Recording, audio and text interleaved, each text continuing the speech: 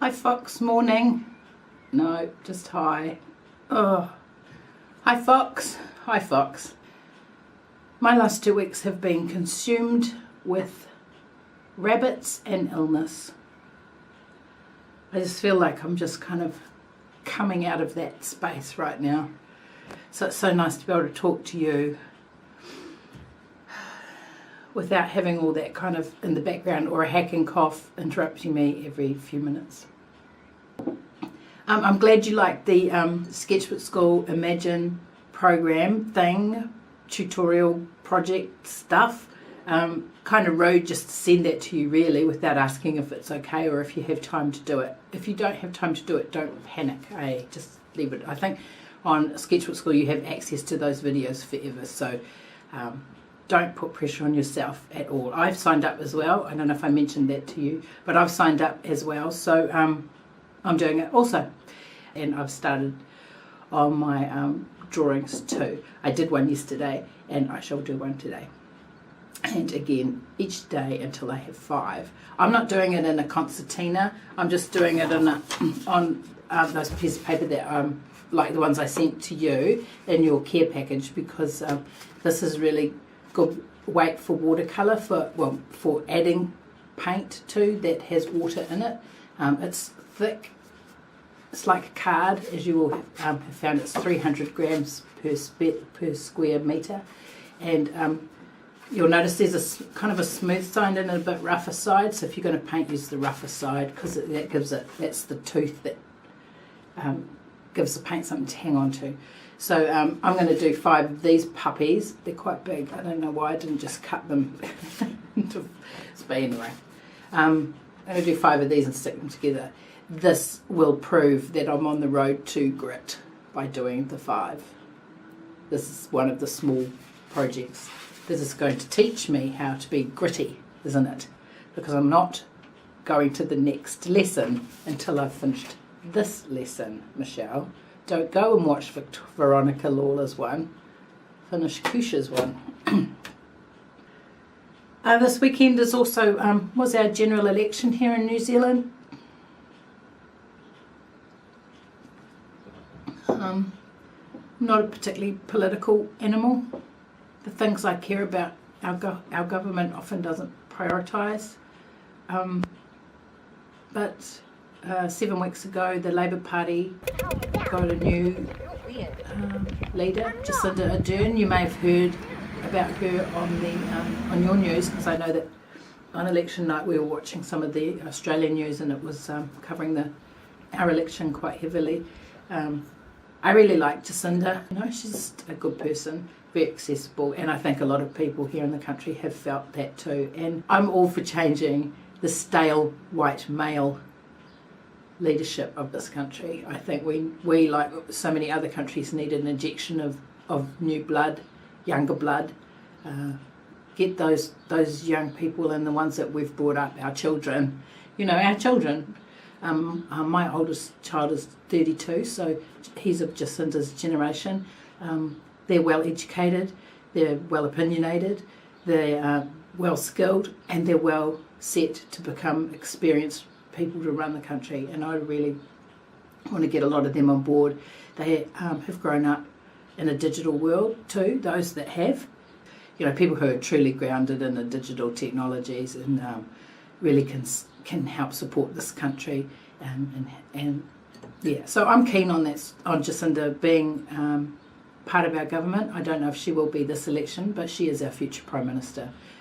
If it's not, it's probably not this election, it may be, but definitely the next one, I think.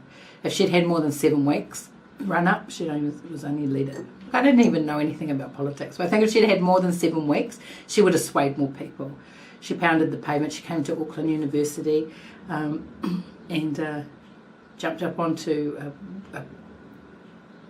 wasn't even a stage, it was a block of concrete, grabbed a megaphone and talked to the kids, and they responded really well to it. No, it won't be easy for you right now in education. I know that, I accept that, but we can make it better for the ones who come after you.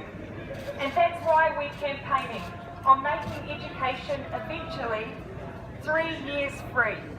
I believe in it. I believe in it. So over the years I've bought lots of art supplies, and over the years I kept them in such a disorganised fashion that I would sometimes buy more than one of a product, or two or three. For instance, felt tip pens, I think like markers, they look so beautiful, all sort of organised in their colours in the store, that I would buy another packet and another packet and another packet and end up with lots of them and not use them.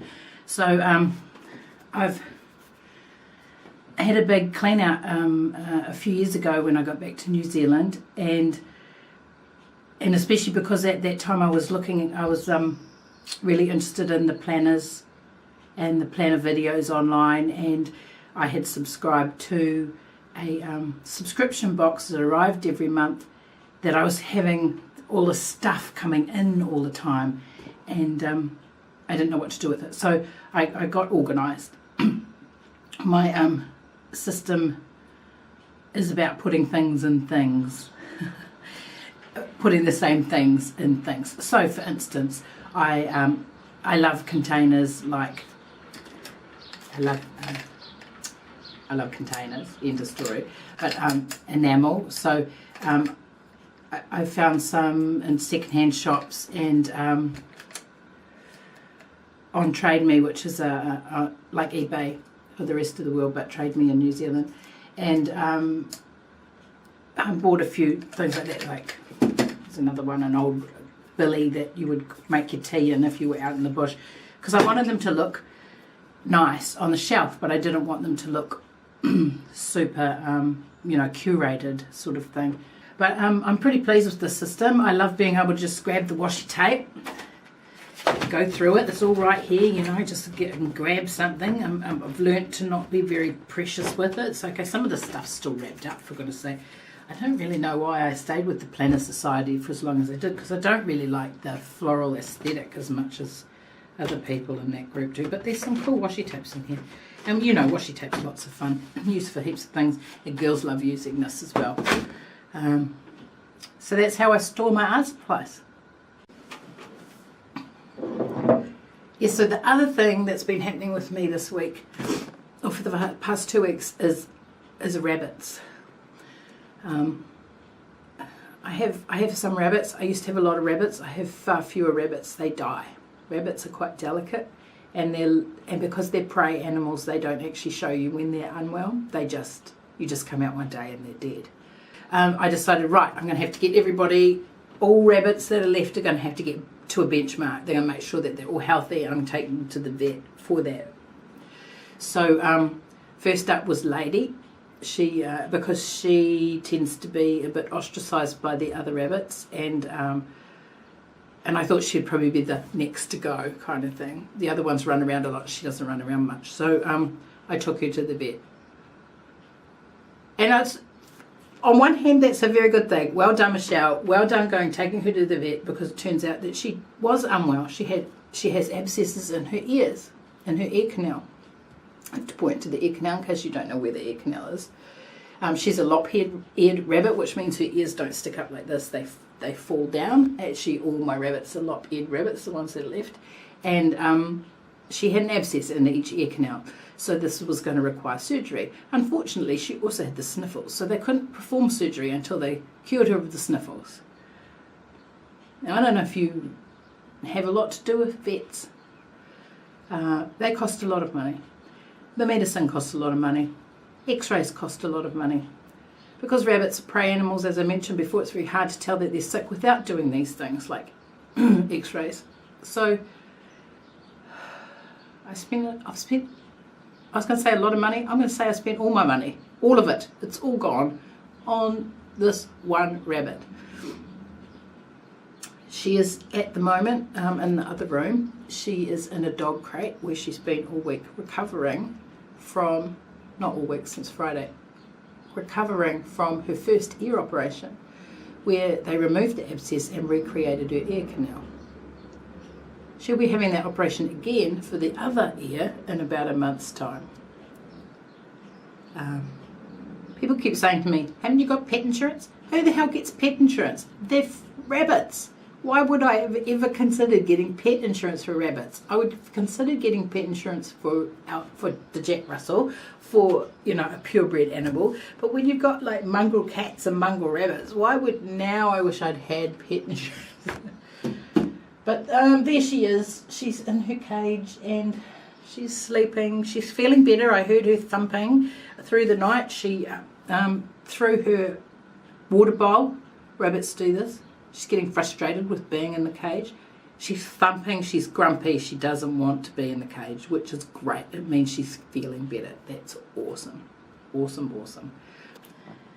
Thanks for mentioning your feelings on TEDx in Melbourne. We're having one here in Auckland soon, maybe the end of the year. I can't recall the date. Doesn't matter because I'm not going. I had already decided not to go to TEDx. I have been before and been disappointed. I've also noticed that videos with the TEDx brand are disappointing. It seems to have been taken over by content marketers. Because TED used to be so good, you know, but not so much anymore. And so I decided not to go. But then when I saw your pictures at Melbourne, I was like, oh, FOMO, I really want to go. Fox is going, you know. And my daughter had asked about going to TED, and I said, no, not going. And then I saw yours, and I said, well, I might change my mind. So thank you for your review of it, because I'm back to not going, which is where I was to start with. So thanks for that. And Webshop, absolutely am going. The tickets haven't gone on sale yet. But as soon as they do, I shall be buying mine, or very soon thereafter. I hope to do some workshops again. I've already booked my flights. I've already booked my accommodation, because I know how fast those things go for Webstock Week. It brings a lot of people into town. I think there's something else on that week as well, often. But I know that last year, for instance, when I left it, which turned out to be too late, I couldn't get any accommodation except in a hostel. And while I didn't mind the hostel, I did mind sharing a bathroom. And so even when I went to book the same hostel this year with an ensuite, because you could get some with ensuites, they were all gone. So they were, you know, because it's $56 a night for accommodation. How cheap is that? It's awesome. Anyway, but I got an Airbnb place. Those also go very, very fast, but I managed to get a room. So that's cool. That was a great story, wasn't it? Aren't you pleased you know all about the accommodation woes of Wellington through Webstock Week? Cool. So I've booked my flights. I've booked my accommodation. I'm locked in. All I need to do now is get the tickets to Webstock. I'm having one of those. Fuck.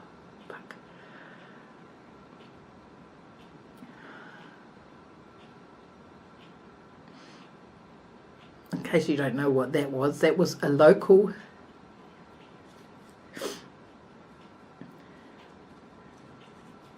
That was a focal seizure. I just had a focal seizure. Did it look good? It felt weird, I tell you. Oh, fuck, I hate them, eh? Worst thing about having focal seizures is I've got to write it down in my epilepsy diary and then tell my doctor, who can tell me I probably can't drive because I'm having focal seizures again. Ugh. It doesn't even look like anything, does it? Anyway, yeah, so definitely going to Webstock. I'd like to do some workshops, but I'm going to be more judicious because of the cost. I did 3. 3's quite a lot to do at Webstock. I have learned 2 would be better. 3, it's kind of overwhelming and I don't remember everything that I have experienced in the workshop. So maybe 2 this year, and I'll spend my days off in Wellington doing some urban sketching or going to the library or Te Papa or something, you know, like a tourist. So that'll be fun. Thanks, Fox. Have a great week. Sorry this video's a little bit long and a bit weird in places. Love you. Talk to you soon.